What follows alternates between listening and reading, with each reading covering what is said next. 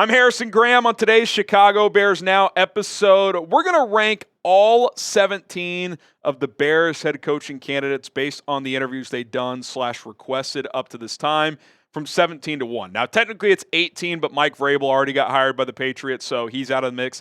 17 to 1, worst to first, my list based on who the Bears are entertaining as their next head coach. Before we get to that, help us out. Spread the word. I want this channel and this video specifically to get to as many Bears fans as possible. Best way to do that is to share this video. You can click the little share icon right below the video feed on your screen right now. And if you share it to X, Twitter, whatever you want to call it specifically, tag me for a retweet at HGramNFL. I'll give you some love, but you can also text it to your buddies. It gives you a texting option. You can share it on Facebook if you're on that platform. Spread the word. Let's get more Bears fans in here. Okay. Worst to first, Bears head coaching candidate. I don't mean to attack Mr. Petzing, but Drew Petzing, I think he's a fine offensive coordinator. They've kind of been middle of the pack in the 2 years he's been there. I don't think he's a horrible football coach by any means, but he is nowhere near ready to be an NFL head coach. There's even been some slight chatter from Cardinals content creators, like, should they go in a new direction for OC? Oh, what does that sound like? Oh, that sounds like when the Bears hired Matt Eberflus, and we found out a couple years later that the Colts were likely going to fire him. He's just not a serious candidate to me. Neither is David Shaw, who was a hot name like 10 years ago. He's got some executive title with the Denver Broncos. I'm not saying he's not a good football coach, but his offense is extinct. The only reason I have him ahead of Petzing is because he's actually been a head coach before, so he's got that going for him, but I just couldn't be less interested. I couldn't be interested in Ron Rivera either. He's been a head coach twice. I understand it. He went to a Super Bowl once. Cool. That was also a historic season from Cam Newton. Never had back-to-back winning seasons, I believe, in his time in Carolina. He was just bad in Washington. The game has just passed him by. That's the bottom line. If they wanted to bring him in as a DC or some kind of senior advisory role coach, I'm cool with that. 85 Bears guy, I understand, but his head coaching days are over, in my opinion. Mike Kafka, I think out of these four, he's the one, like, in the future I could see getting an opportunity. He's still a young, bright guy, but, I mean, he's been the OC for the Giants, who – that offense has been a joke. I get they had Daniel Jones, but he was the play caller. Then Dable took it back. I think that interview was for a couple of reasons. One, Poles connection in Kansas City. Two, he was a quality control coach with the Chiefs in 2017 before he became the quarterback's coach. His job in 2017 was basically just work hand in hand with Patrick Mahomes and just kind of help him develop. That worked out pretty well. So I think information gathering, like, hey, what would you suggest for Caleb Williams, get him going? So I think that was more of like that type of thing. Plus, hey, build a good relationship with the guy, Northwestern guy. Who knows what the future could hold with a potential coach on a Bears coaching staff. But head coach, no thank you. Number 13, Arthur Smith. I think he kind of stinks. I mean, I really do. His offense needs so many things to be successful. Number one, you have to have a really good offensive line. The Bears don't. I would expect they invest resources into it, but even if they do and hit on a couple, it's not going to go from probably the worst, if not one of the worst in the league, to top 10. I mean, you're hoping, like, can you have a top 20 unit next year? Like, that would be an upgrade. And you need like a big-time playmaker on the outside, which they got some good receivers. You have to have a dominant run game. You have DeAndre Swift. You need too many things for his offense to go, and his offense just isn't that creative, which is why you need all those things. So not very interested, and he was awful as a head coach in Atlanta. Matt Campbell, look, I respect the work he's done at Iowa State. That's not an easy job, and he's made them kind of like a fringe top 25 program. And in a few years, they've been a fringe top 10 team. It's impressive. He had the Lions job 3 years ago, turned him down. You can do better than Matt Campbell. I just think that's the case.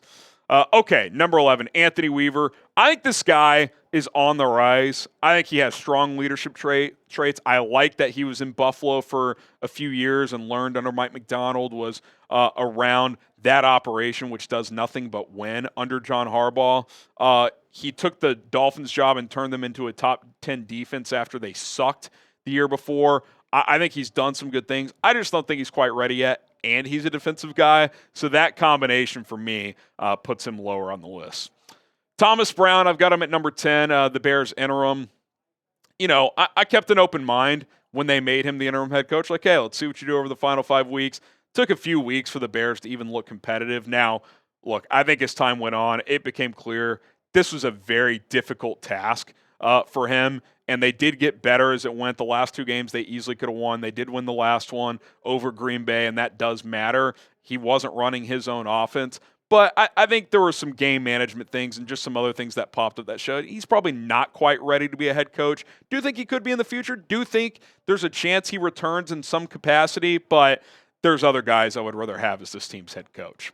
All right, we'll get into the final 9 guys in just a moment. But first, I want to tell you guys about our sponsor, Game Time. You want to go to a sporting event, concert, a comedy show, get tickets to an awesome event, which you get tickets today, you got to do it all online. Game Time is the place to go. Toggle on that feature Game Time picks. It's going to filter out the fluff of thousands of tickets for a football game, a concert, whatever the case may be, and it's just going to narrow down your search. It's going to save you time. We live in a world where time management is critical, and that feature helps you do that. So be sure you do that because it'll kind of give you some different price points on the map of these events, like you see on the middle of your screen there for a Blackhawks game.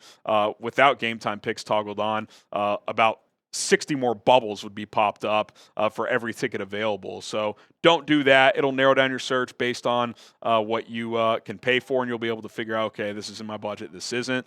It's just an awesome feature. All-in pricing, you can toggle that on as well. That way you don't get surprised by extra fees at the end when you check out. Last-minute tickets, lowest prices guaranteed. If you wait until the event gets closer to start time, a lot of the time those prices will go a lot down, and you're going to get the best price with Game Time. If you check out a different ticketing service and in the same row and same section of a certain event has a lower price, screenshot it, send it to them. They're going to give you 110% credit on that price. So awesome features with Game Time. Views from the seats as well. Download the Game Time app today. Use promo code ChatSports when you create an account to get $20 off your first purchase only. Terms do apply. $20 off, which is awesome. Link and is in the comments and the description of this video, as is the promo code. Check it out today. Terms apply. Code ChatSports. $20 off your first purchase. Okay, top 9 candidates. I think Aaron Glenn in this cycle is higher than 9, but I think for the Bears, he's a little lower. This would just kind of feel like a better Eberflus hire in the sense of he's not old, but he's in his 50s, never been a head coach. Good, but not some like innovative defensive play caller. This would be more like the culture leader of men type of hire for the Chicago Bears, which, I just think you can hire that with more of what you're looking for. Offensive guy or, younger guy or someone who can bring a little more juice potentially. I like Aaron Glenn a lot. I think he's a good coach, but I don't think he's quite ready to be a head coach. Number 8 on my list is Pete Carroll, the ex-head coach for the Seattle Seahawks. I said recently, if this is the floor of who you get, you could do a lot worse. Obviously, he's 73 years old. Obviously, there'd be questions about who would join him on his staff given his age. Who would be the offensive coordinator? It wouldn't be Shane Waldron, who was his last OC in Seattle. He's got the old school mentality of run the ball, play defense, which I do think you need to get much better at running the football. What's his plan to develop Caleb Williams? Those are all questions you have answered. I like Pete. He's up there in age, but he's energetic. Again, if he's the floor, I'm cool with it, but I think there are guys that are gettable that would raise that floor. I'll go Marcus Freeman at 7. You could argue I've got him a little too high here. It's a bit of a wild card, but I'm just so impressed with what he's done at Notre Dame. This would be kind of a swing for the fences type of hire. If it works, you've got your guy for a while. He's 39 years old. Bears draft pick, knows the building a little bit. But the risk here, and it's a massive one, is he's never coached in any capacity in the NFL. There's not really a track record of that working out, so that would be a risk. I think it's an interesting risk if you take it. I wouldn't completely hate it. I just don't think he's quite ready. The Bears seem interested, though. I mean, despite signing a contract extension, they still want to talk to him. So keep an eye on him. I got him at 7. It feels a little too risky to me, but I've got him up there. Brian Flores at number 6. He's my favorite defensive guy that's out there because he's young, he's energetic, and his defense is just exotic. The Vikings have B minus personnel on their defense, and they're an A unit. They're very, very good. What he does, showing different looks and blitzes and coverage packages with that defense, it just confuses quarterbacks. Now, it's not perfect, and sometimes guys get left open because he tries really aggressive blitzes, but it leads to a lot of takeaways and a lot of turnovers. He stuffs the run with his scheme pretty well. But the questions are what they're going to continue to be. Can he connect with Caleb Williams? Cool, if you believe you can. What's his plan for developing him? Who's the offensive coordinator? He had 4 of them in his 3 years in Miami. What information can you gather about the ugliness of what ended in Miami? I think those all have to be accounted for, and if you can't check all those boxes, you can't hire him. But if you can, I think he's the top defensive guy on the market. I really, really do.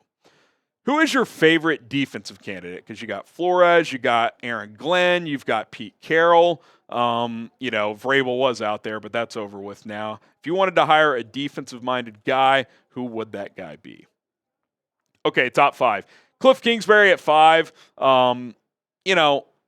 There's questions there like, can he be a head coach? I mean, that's a fair question. At Texas Tech, he was average. With the Cardinals, he was average. Made the playoffs once.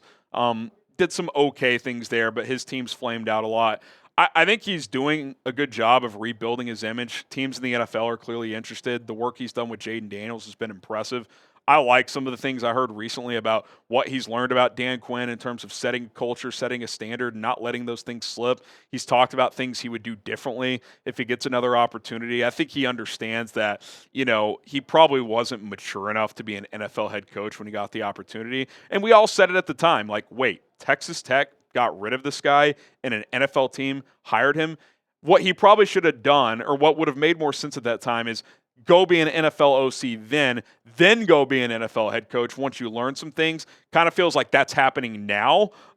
So I think he's deserving of another opportunity. Obviously, there is some small connection with Caleb Williams there, so I'm open-minded to Cliff. I think there's a couple other coordinator options I'd rather have, but I certainly wouldn't hate it. Joe Brady, this one was close, and let me just verbalize this. You guys know who my number 1 is going to be, Ben Johnson. I think 2 through 5, and if you want to expand to Flores at 6, you could top me into any order with a lot of these candidates, even all the way to Pete Carroll at 8. Like, I think it's tough after Ben Johnson. There's a tier there that a lot of them have a lot of pros, and there's a few cons with all of them. Joe Brady is one of them. What he's done with that offense to get good production out of the running backs in the run and pass game, I think it's opened up that offense even more. James Cook has turned into a stud. His run scheme is much better than what the Bills had under Ken Dorsey and even Brian Daboll. It's taken some pressure off of Josh Allen, but Josh Allen is still Superman Josh Allen. It's not like he's gotten worse. He's actually gotten better. His turnovers have gone down while the production has still been very, very high. I think he's done a really good job there. I think the knock on him is, yes, while you've added some things that clearly are an upgrade within the offense as a whole, A, young, first-time head coach, that's going to be true with a lot of these guys. B, you are coaching Josh Allen. It's hard to completely screw that up. So, but I think he is a strong candidate. This is the one that a lot of Bears fans aren't going to like, but Mike McCarthy, I've got him at 3. Listen, he checks a lot of boxes. Proven head coach in 2 stops, Super Bowl champion, 61% win percentage, leader of men, that phrase everyone keeps using. Players respect him a ton. Trust me on that. He's been around veteran quarterbacks and young ones. Had a young Aaron Rodgers in Green Bay. Watched him develop, helped him develop. I think he gets some credit for that. Dak Prescott had the best year of his career under McCarthy, 3 straight 12-win seasons in Dallas. We all like to make fun of the Cowboys. They won 12 games 3 years in a row. You're telling me you wouldn't sign up for that for the Bears? I know the playoff success wasn't there in Dallas, but he has had playoff success, 11 career wins, a Super Bowl, 4 NFC championship games. Like, the floor is very high with Mike. He's an offensive guy. I think he'd be motivated to get back into the NFC North and go against his former team in Green Bay. The phrase of "you could do a lot worse" definitely applies here, but I also think it's higher than that. Like, "you could do a lot worse" feels like you're settling. Like, if you don't get Ben Johnson, there's kind of this grouping of 4 to 7 guys that I've got here. It's like, you tell me who's the obvious hire, because I don't think there is one after Ben Johnson, and even that's, not a guarantee. There's just not a Jim Harbaugh in this cycle. That's the reality of the situation. Okay, Todd Monken at 2. He's the one guy I've got not even tiered, same tier, but ahead of McCarthy here. He's been a head coach in college, so he's at least held that post. And he has worked with so many different quarterbacks in so many different teams and cities. I like the wealth of experience. 58 years old. He's seen a thing in his day. Georgia offensive coordinator turned Stetson Bennett into a Heisman finalist and NFL draft pick, 2 national championships in a row. By the way, for those who don't keep up closely with college football, Georgia, I would say has taken a pretty notable step back since Monken's left. They really have. Go look at it. He was the OC with the Browns with Baker Mayfield was there. It was kind of an up and down experience, but he got to experience that. He's done incredible work with Lamar. Yeah, it's just Lamar. Lamar's also never been a better pocket passer than he is with Todd Monken, with his scheming and just the confidence he's grown under Monken. Like, I think he's been in so many different places, seen so many different things, had the humility to take the Southern Miss head coaching job. Year 1, won 1 game there, and then in year 3, he's the coach of the year in that conference, wins 9 games, jumps back into the NFL, takes the Bucs OC job, worked with Jameis Winston, put up big numbers there. Like, he has just been in a lot of different situations. And I think in life, when you put yourself in different situations, you learn a lot. This guy's clearly learned a lot. I like Todd Monken a lot, and just his offense is he caters to the quarterback he has. Like, what he's done with Lamar and taken him to even another level is pretty awesome to see. And then I still have Ben Johnson 1. I just think he's worth it. I think what he's done leading the number 2 EPA offense combined over the last 3 years is just incredible. Jared Goff is a very good quarterback, but I don't think anyone's putting him in the Hall of Fame based on this point in his career, and he's turned him into a fringe top 5 guy the last few years. I get it. They have a lot of tools in the toolbox, but, like, everybody talks about the offensive line, this, that. The offensive line that they have now, it wasn't that in 2022. Still had a top 5 offense. Like, it's been building, and he's been a centerpiece for all of it. Knows the NFC North, obviously. I think could get a lot out of Caleb Williams and develop him properly. I think he's the one guy that's not been a head coach before that is absolutely worth the risk of making a first-time head coach. None of it's guaranteed regardless of who you hire, but that is where things sit. And by the way, just a little note on Mike McCarthy. This coming in real time as we film on Monday, so if you're watching this later, the Bears have requested an interview with Packers offensive coordinator Adam Stenavich for their head coaching job. First interview for him, former lineman, yada, yada, yada, asset to Matt LaFleur. If I'm ranking him, I don't know. He'd be somewhere between 11 and 18. He would not be very high on my list. LaFleur calls the plays there, so not that interested. I know he's been somewhat of a hot name, but I'm not that interested. Feels a little Luke Getsy to me, and this would be for the head coach, so no thank you. Who will be the next Bears head coach?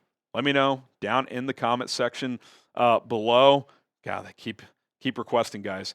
Adam Stenavich, but no Liam Cohen? Come on, man. Come on. And by the way, if you're watching this and by the time you are, Liam Cohen has been requested. He's in that tier between like 2 and 6, 2 and 7, around the Cliff Kingsburys and Joe Brady's. He'd be in that 4 or 5 range. So there you go. Hit that sub button. More content to come. Daily updates on the coaching search.